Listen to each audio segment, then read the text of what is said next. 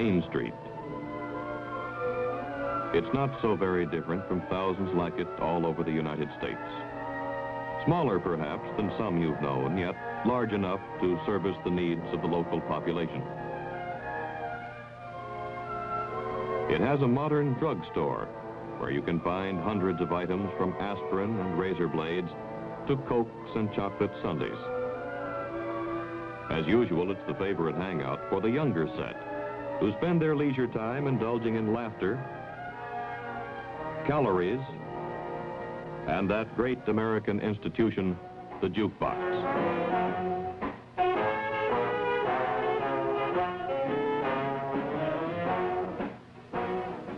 There's a department store.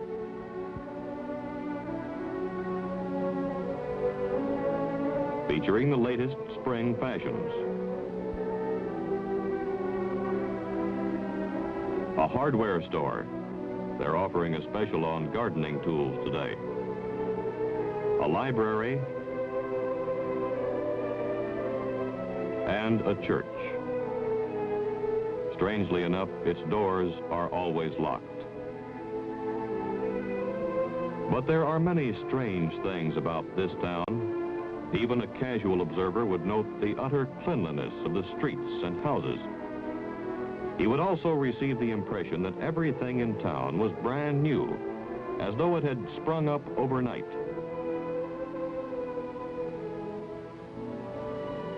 A closer examination of the inhabitants would reveal that all of them seemed to be in their early 20s.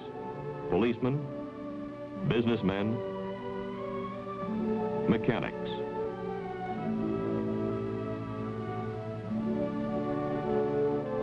Even more unusual is the absence of older people and children. No matter where you look, there aren't any children.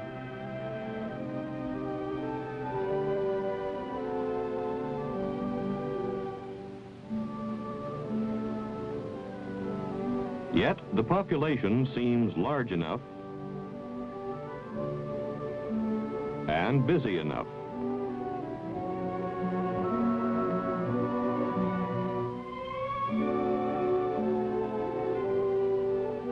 Most of the activity seems to center around the campus of a small college that is located in the center of town. As a matter of fact, the town is merely an extension of these classrooms. This is no ordinary school. The students here have been handpicked from thousands of applicants all over the country. Although they may come from different walks of life, certain characteristics are common to all. They are brilliant and determined. We turn now to the subject of motor travel in the United States of America. You will find that as you drive from city to city, that few Americans any longer use the centralized hotels which have been a part of their past. Instead, they use small places of residence on the outskirts of cities, on the main highways, which are called motels, motor hotels, motor courts, and the like. But first, before going into this subject in more detail, we will see a short training film in which you will see demonstrations of devices which have been used successfully in the past, as well as some of the latest models that are available. Pay close attention.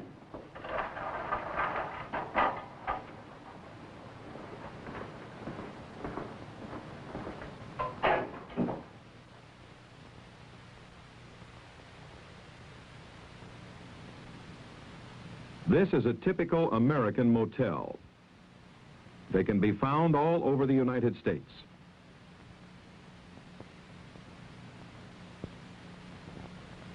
Since most Americans use automobiles as their basic mode of transportation, motels have become very popular.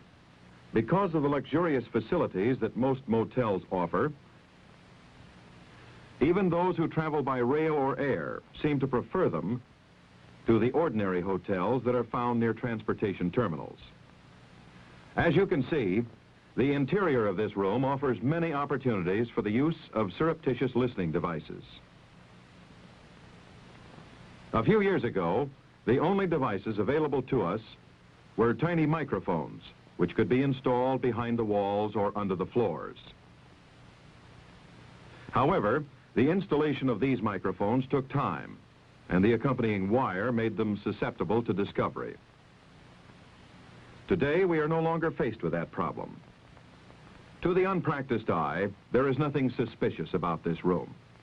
Nevertheless, these men are, for all practical purposes, speaking directly into a microphone.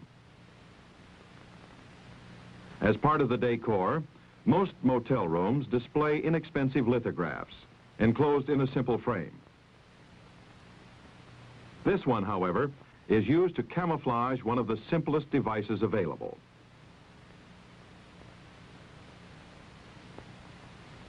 Enclosed within the frame, behind the print, is a complete battery-operated microphone and transmitter. There are no wires or buttons visible. The batteries can operate continuously for more than 200 hours and are easily obtained. The advantages that this unit possesses are obvious. A new picture can simply be exchanged with one already in the room, or if time permits, the existing picture can be utilized by inserting the transmitter kit into the frame. 3/4 of an inch is the minimum thickness of frame that is required for installation. Reception is usually excellent, no matter where the voices are located in the room. On that production figure for DC, I have the estimated daily production of 3. What do you show unit cost at? The estimated unit cost Second one down. is $5,245. Not only can a conversation be plainly heard, but a permanent record made, one that can be used for future reference, simply by using this small tape recorder in conjunction with the rest of the equipment. The listener doesn't have to be close to the transmitter. He can be a block away, sometimes up to 1/4 of a mile away, if conditions are just right. A passerby would notice nothing out of the ordinary here. Just a motorist checking his route on a road map. Appearances can deceive.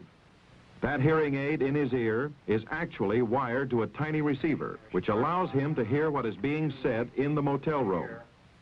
I think they should. I don't see any reason why not. A permanent record of the conversation can be made under these circumstances just as easily as if he were hidden from view. The recorder can be hidden quite simply, as this man has done. There is enough wire on the spools to record continuously for 4 hours if necessary. Volume controls are simple to make. However, entry is not necessary in order to hear what is being said within a room.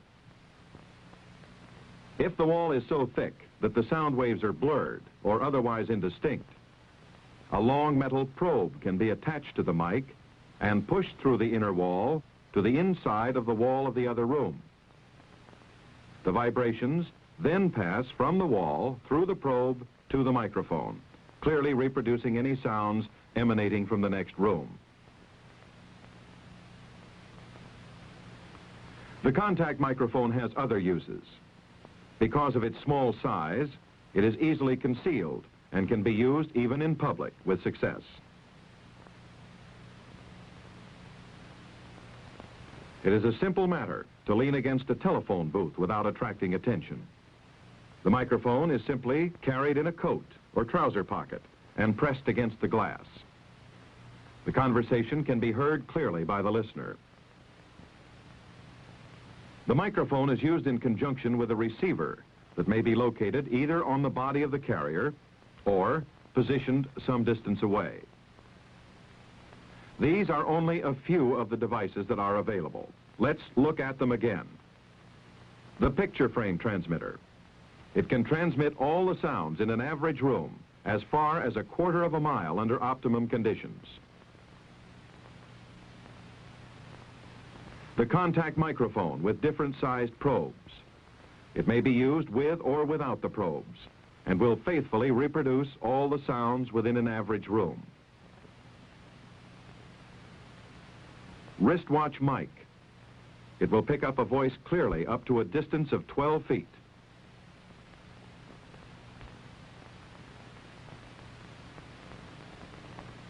the tie-clasp microphone.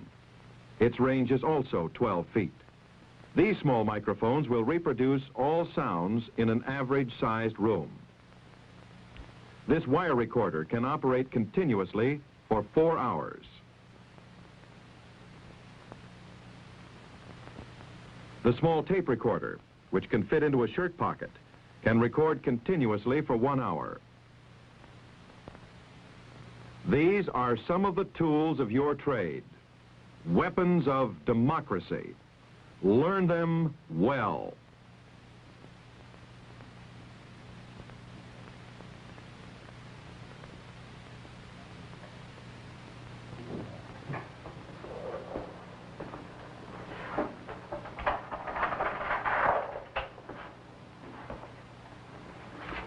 After lunch, you will have an opportunity to try each of the devices which you saw in the film. We'll take each of them in turn, learn what makes them work, and then practice the different installations. It is now 12 o'clock. Class is dismissed until 1.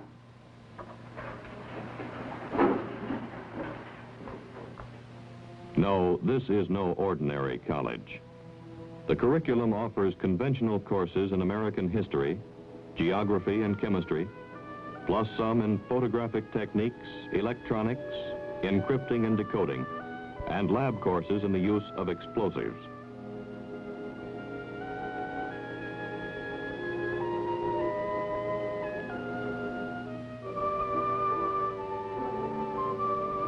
The students you see here had to pass some of the most difficult entrance exams in the world. They are a special group. They have to be. The rest of the town's population is just as special. The entire town is a duplicate of what you would find all over the United States.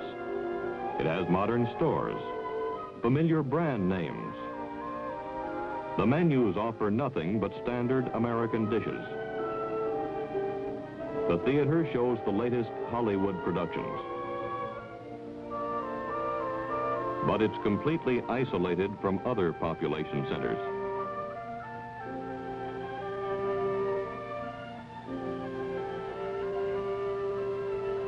And entirely surrounded by barbed wire and armed guards.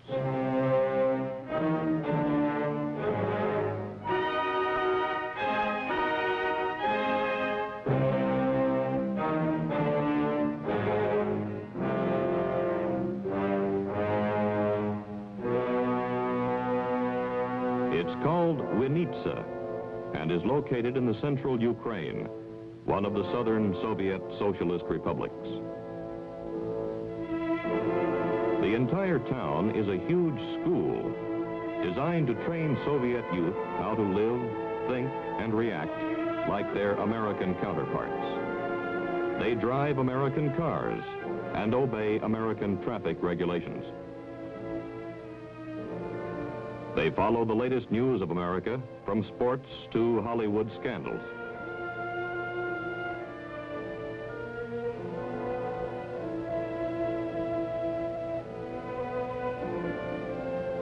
Their English is not only flawless, but they specialize in dialects and accents. All of the inhabitants in town are instructors. They coach the students how to conduct themselves. They're even taught how to buy like an American.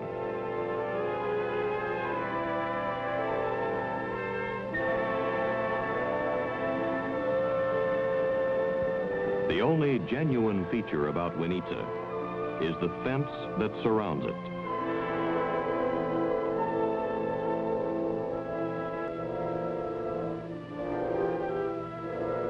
Winitsa, School for Spies, Small Town, USSR.